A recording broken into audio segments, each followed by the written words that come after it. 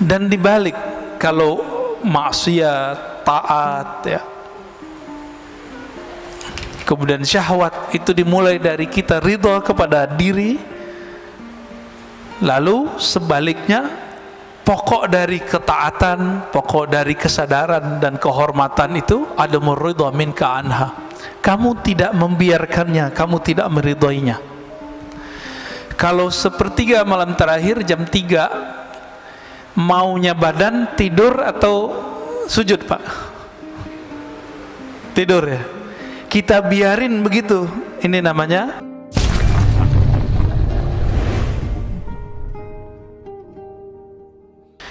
aslu kulli ma'siyatin wa ghaflatin wa syahwatin ar-ridha 'anil nafs.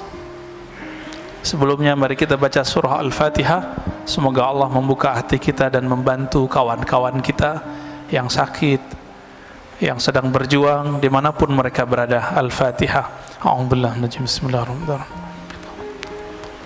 Ya kana na'budu wa iyyaka nasta'in.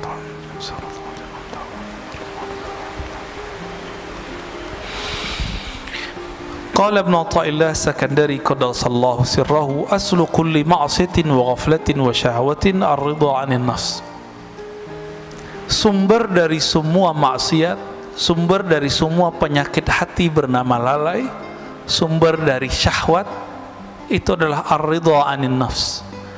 Meridhai, membiarkan kehendak diri, membiarkan diri kita terpapar oleh syahwat, membiarkan diri kita menikmati tidur lalu tidak tahajud, membiarkan diri kita berdebat, membiarkan diri kita untuk memandang sesuatu yang tidak halal.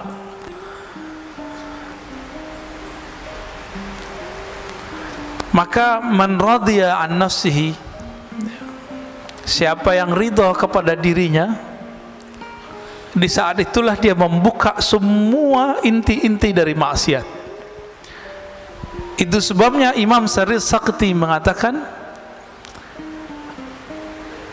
1000 setan itu nggak ada apa-apanya dengan satu nafs, jiwa.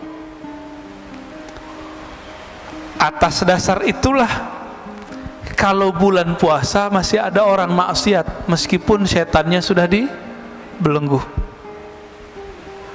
Jadi kalau banyak orang bertanya, kan setan sudah dibelenggu. Nah, ini berarti doktrin kita salah selama ini. Maksiat itu nggak perlu ada setan. Merusak di bumi nggak perlu ada setan, Pak. Bakat alami dalam tubuh kita itu merusak. Itu bakat alami.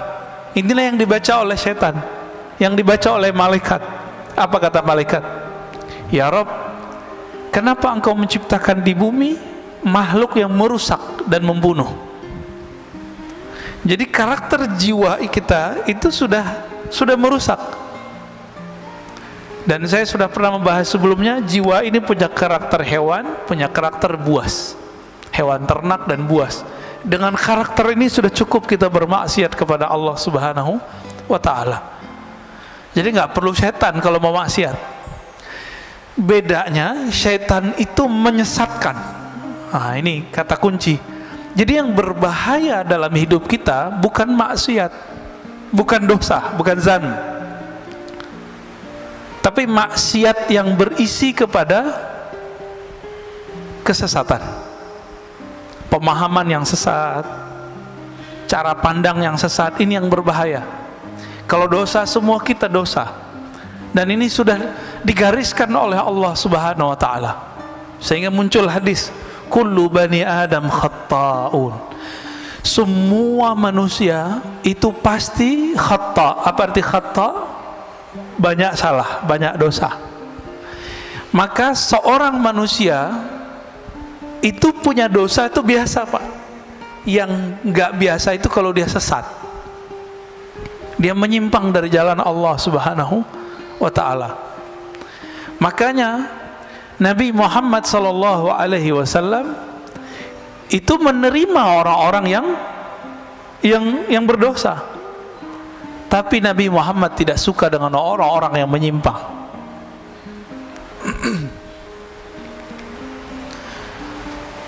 Dan dibalik, kalau maksiat, taat, ya. Kemudian syahwat itu dimulai dari kita ridha kepada diri.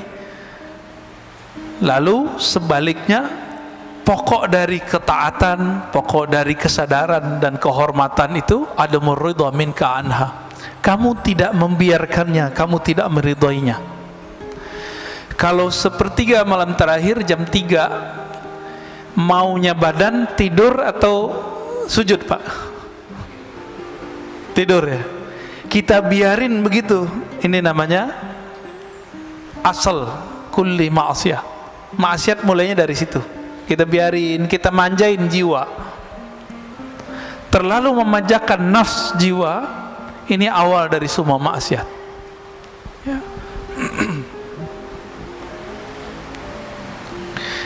Oleh karena itu, Imam Nu'taillah As-Sakandari memberikan karakter seorang mursyid.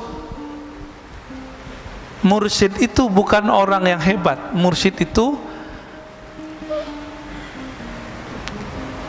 man la yarda an nafsih, begitu di kitabnya, li antas haba jahidan la yarda an nafsih. Kamu berguru, bersahabat dengan seseorang yang tidak meridhoi dirinya, nafsnya, jiwanya, itu lebih baik daripada kamu berguru kepada orang yang meridhoi nafsnya, jiwanya. Maka kalau mau cari guru, carilah guru yang tidak membiarkan dirinya terpapar oleh nafs, jiwa kita, ya, kehendak-kehendak diri. Lalu beliau memberikan pertanyaan, fa'ayyu ilmin li alimin yarda an nafsi. Masih disebut alimkah orang yang alim tapi dia mengikuti hawa nafsunya? Masih disebut alim enggak? Enggak. Wa ayyu jahlin li jahilin la yarda an nafsi. Masih disebut jahilkah orang yang jahil jika dia tidak mengikuti hawa nafsunya?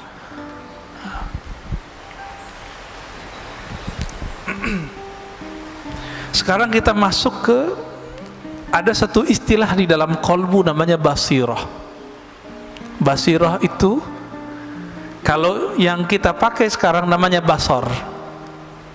Sifat melihat, kemampuan memandang, memandangnya dengan fisik. Ada yang memandang dengan batin, disebut dengan al-basirah. Coba kita baca teksnya. Syu'aul basirat yushhiduka qurbahu minka. Pancaran atau terangnya basirah mata hatimu, yushhiduka qurbahu mink, akan membuat engkau menyaksikan bahwa dia dekat kepadamu. Apa itu syu'aul basirah? Ilmu. Jadi boleh diartikan, ilmumu mengenai Allah akan membuat kamu sadar bahwa Allah itu dekat. Udah ngerasa Allah dekat belum? Kalau nggak diingetin nggak, ya? Kenapa kita masih suka bertawassul? Karena kita merasa jauh kepada Allah. Kalau kita merasa dekat kepada Allah, itu nggak perlu tawassul, Pak. Jadi apa rahasia tawassul sebenarnya? Karena kita nggak punya kesadaran itu. Jadi ada di Inggris dua kelompok. Jadi kelompok Sufi Asy'ariyah, Sufi terus akidahnya Ahlussunnah Asy'ariyah, didebat oleh kelompok Salafi Wahabi. Pakai ayat, wa idza sa'alaka ibadi anni fa inni qarib. Kata si Wahabi nih, Sufi, kalian tolol, kira-kira begitu. Allah akan dekat, ini ayatnya. Ini ayatnya, jika hambaku bertanya mengenaiku, maka katakan dia dekat. Ngapain kamu tawassul-tawassulan segala? Apa jawaban dari seorang, ini kelompok perempuan, Pak, perempuan, tapi berdebat dan canggih sekali, ya. Bikin kita jatuh cinta lah dengan dalil-dalil mereka. Apa kata si perempuan ini, yang Ahlussunnah, yang Sufi? Betul, Allah itu qarib, tapi apakah engkau merasakan dekat kepadanya? Bengong juga si perempuan, ya, yang Wahabinya. Semua kita tahu Allah itu dekat, tapi kesadaran merasakan Allah dekat itu biasanya orang berguru dulu. Nah, berguru itu bagian dari tawasul sebenarnya. Maka tawasul yang begini nggak masalah. Tawasul yang tidak boleh itu nyembah yang ditawasulin. Dan saya yakin tidak ada umat Islam yang menyembah kubur, ya. Nggak ada. Dulu waktu saya bertanya persoalan ini kepada Syekh Badi Sayyid Al-Laham, itu belum marahnya bukan main. Karena beliau marah, saya kena ainnya Pak, sakit 2 bulan. Jadi teringat terus, matanya itu kayak nyala.